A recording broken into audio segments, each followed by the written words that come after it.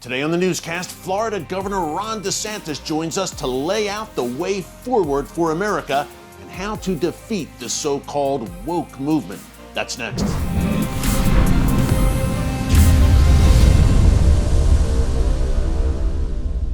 Hey folks, Erick Stakelbeck here. Welcome to the Watchman Newscast and welcome to Washington, D.C. I'm here in the nation's capital covering the midterm elections for TBN. And folks, it looks like we won't see the red wave that many anticipated here in Washington, D.C. Many thought that Republicans would take both houses of Congress. Right now, it looks like Republicans will control the House by a narrow margin. But as I come to you around noon Eastern time on Wednesday, November 9th, the Senate is very much still up in the air. So the Republicans may just have to settle for the House. We shall see. There were also many pivotal governors' races across the United States last night, and one in particular stood out. That was in Florida, where Governor Ron DeSantis won re-election with just a resounding victory against his challenger, Charlie Crist, won by nearly 20 percentage points. That was the largest margin of victory in Florida in decades, and he has turned Florida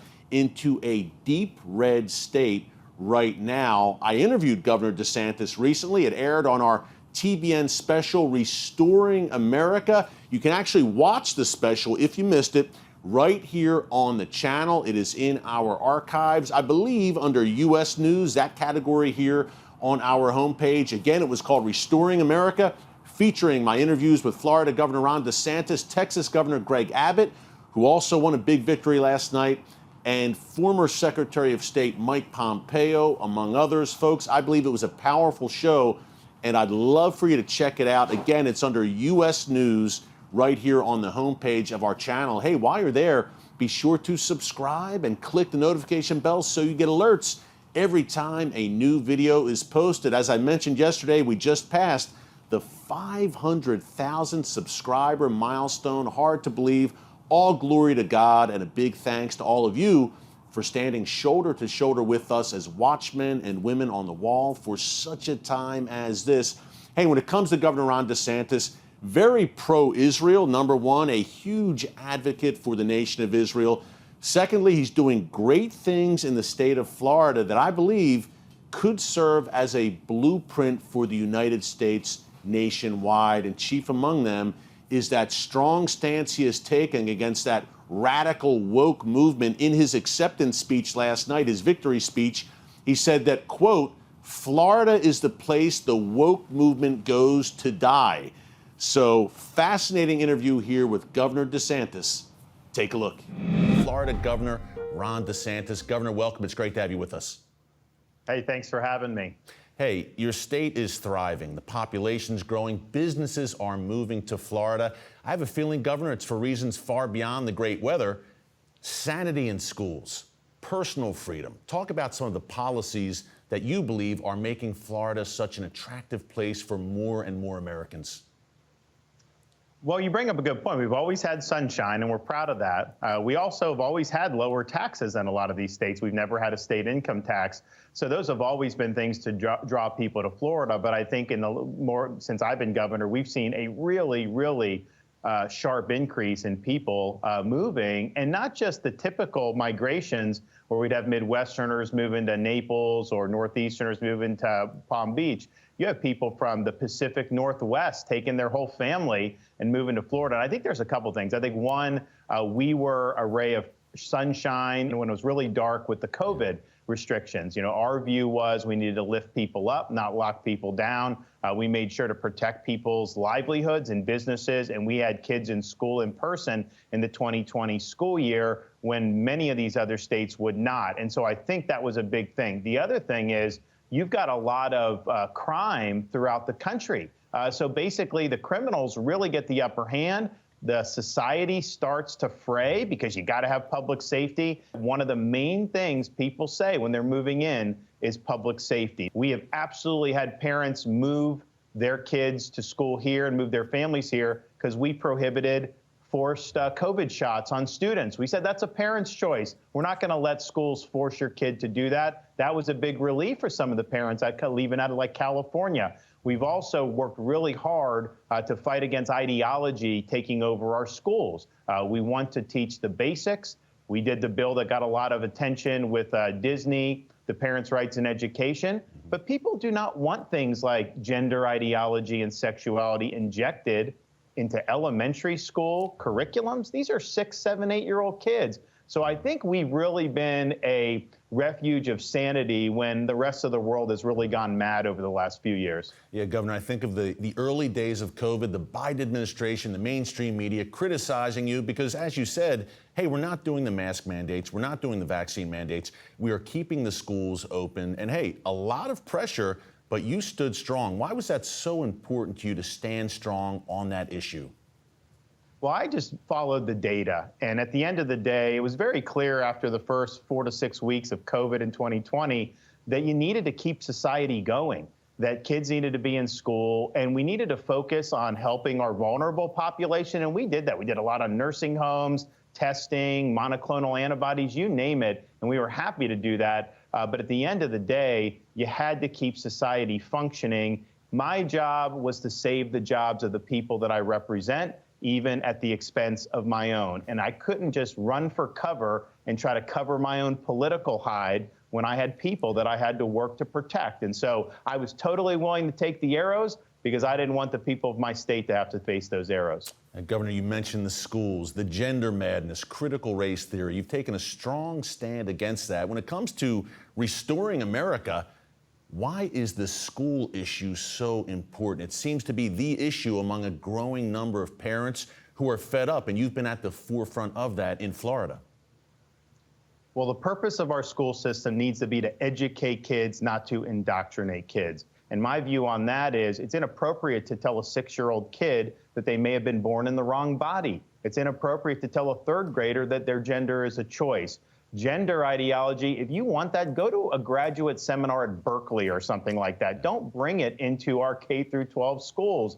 And so I think we've drawn a very clear line in the sand on that. And look, what are the results of what we've done? Part of it is open schools. Part of it's focusing on the basics. They just released the NAEP exam results, the only results for all 50 states on K-12 achievement. Florida ranked number 3 in the nation for 4th grade reading and number 4 in the nation for 4th grade math. If you adjust for demographics, we are number 1 in the nation in both. That would not be possible if we were taking our eye off the ball and allowing the politicization of our curriculum. And Governor, you're putting such an emphasis on American exceptionalism, teaching American history, teaching civics even, so exciting things happening in Florida schools.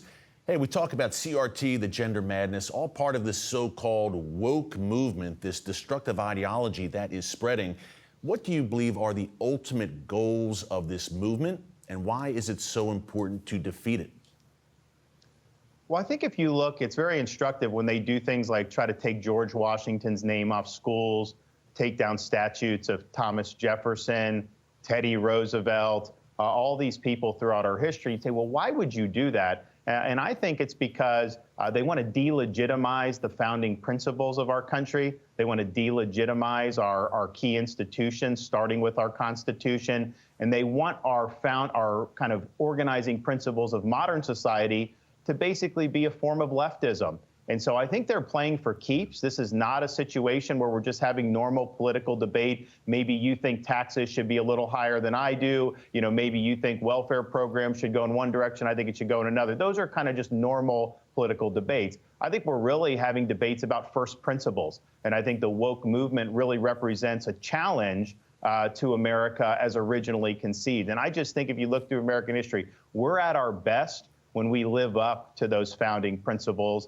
and when we're honoring and respecting our Constitution. And so these are important fights, but they are absolutely fundamental in nature. Yeah, you mentioned that growing crime wave really sweeping through American cities, Governor. I also think of the poorest border, the southern border. It seems we can't go about restoring America or really have a secure country if we don't have secure borders.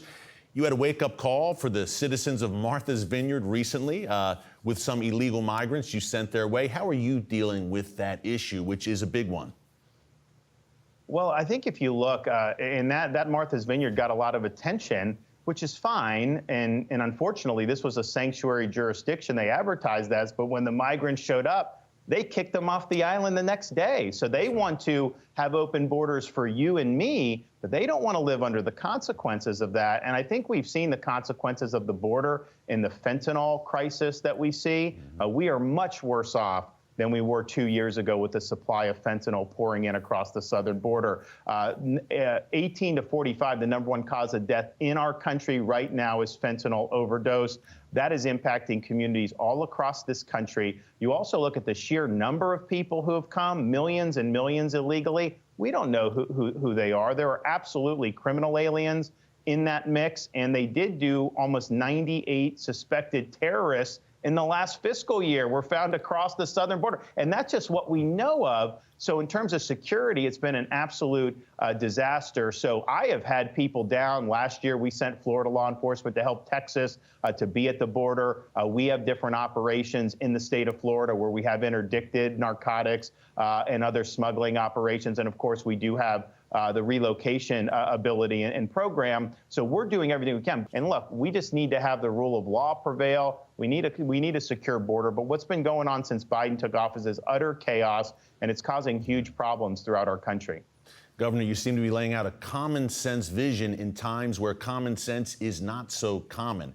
Hey, you mentioned terrorism, and you were on the front lines in the war on terror. You're a decorated U.S. military veteran. You are still in the U.S. Navy Reserve, so your service to this country goes far beyond politics.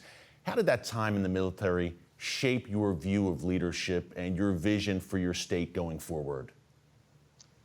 Well, actually, if you think about the Hurricane Ian response, the way that we structure that, we really do follow a military chain of command structure. We have, of course, I'm the head of the executive branch. We have our emergency management director is beneath me. And then we fold in all of our state agencies to report up through the EM director and then through me. And so all these agencies came together to help in various ways. So, for example, our Department of Transportation, we had 2 bridges knocked out to some of the barrier islands in Southwest Florida. The residents were being told it was going to be 6 months to a year to be able to get connectivity back. And they asked me for help. These weren't state roads or bridges, but I said, yeah, we'll help. So we got our Department of Transportation. We fixed 1 bridge in 3 days.